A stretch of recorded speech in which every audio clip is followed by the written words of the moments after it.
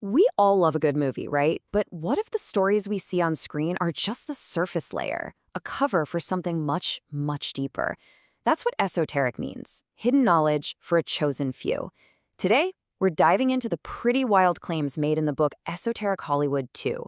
It argues that the real power in Hollywood isn't in the director's chair at all, but deep in the shadows, where most of us are never meant to look. Okay, so let's jump right in with a number that just makes you go, whoa. According to the book, which cites Freedom of Information Act documents, the Pentagon and the CIA have had a direct hand in over 1,800 movies and TV shows. And we're not just talking about giving advice on military uniforms. We're talking script changes, on-set advisors, a massive level of direct influence. And you gotta ask, right? If government agencies are in the mix from the get-go, who really has the final say on what we see? That's the big question. So let's dig into the book's arguments to see who it claims is truly calling the shots. So first up, the book points a finger directly at the intelligence community. It argues that their involvement goes way beyond just making spy thrillers feel authentic. The author calls it culture creation, using Hollywood to actually shape our beliefs and our society's narrative. And the poster child for this whole idea, according to the book, is the legendary and legendarily weird billionaire Howard Hughes. He's painted as this perfect nexus of Hollywood glam, massive corporate power, and deep state spy games. So check this out. The book traces this fascinating line through Hughes's career. It starts way back with his 1930 war film Hell's Angels, which was basically a huge, expensive piece of military propaganda. But the author says that was just the warm-up act. From there, Hughes supposedly graduated from just making pro-military movies to being a direct contractor for the CIA on actual, real-world black ops, like the one that inspired that submarine snatching ship you see on the right from that old Bond movie. And that secret mission had a name, Project Azorian. This was a very real, top-secret operation back in the 70s. A Soviet sub sank in the middle of the Pacific, and the CIA desperately wanted it. But they needed a cover and a partner to build this absolutely enormous, one-of-a-kind ship to retrieve it. Who'd they call? Howard Hughes. The story they sold the public was that this eccentric billionaire was getting into deep-sea mining. But the reality, the book claims, was pure espionage. So why Hughes? I mean, why him? Well, this memo to Henry Kissinger, who was Secretary of State at the time, lays it out perfectly. It basically says Hughes was the perfect cover because he was so famously strange. The media was always printing wild stories about him, so the idea that he was building a giant ship to mine the ocean floor, it seemed, well, kind of on brand for Howard Hughes. It was the perfect place to hide a multi-million-dollar secret in plain sight. But spies are just one piece of the puzzle, according to the book. It claims another powerful, hidden force has been woven into the DNA of Hollywood from the very beginning.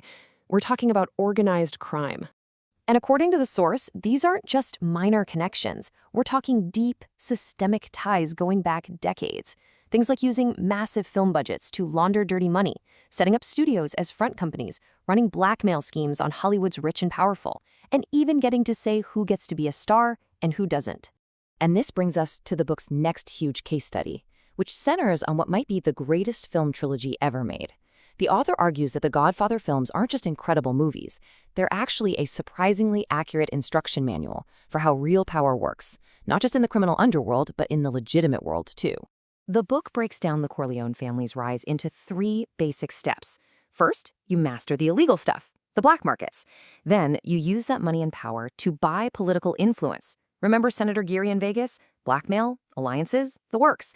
But here's the final, crucial step. You go for global legitimacy.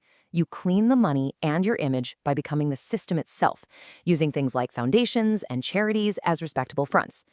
But it doesn't stop there. The book takes its analysis of The Godfather and makes a claim that is, frankly, absolutely explosive about what the story is really telling us. The author argues that the whole plot of The Godfather Part 3, where Michael Corleone gets tangled up in the Vatican's finances, is a direct parallel to the very real, very shady Vatican bank scandals that rocked Italy and the world back in the 70s and 80s. And here it is. This is the book's most shocking claim. In the movie, a new pope who wants to clean up the corruption is poisoned. The author alleges this isn't fiction. They claim it's a deliberate, hidden in plain sight retelling of what they say was a real plot to assassinate Pope John Paul I, who died under really mysterious circumstances after just 33 days in office. And the book points the finger at a powerful, secret Italian group from that time known as the P2 Masonic Lodge. So let's just pull this all together for a second. On the surface, what do we see? We see award-winning films. The book says no, you should see a tool for social control. We see powerful entertainment moguls. The author says you should see them as intelligence assets and crime operatives. We see fictional stories. But the book's argument is that a lot of them are actually blueprints for how power really works in the real world.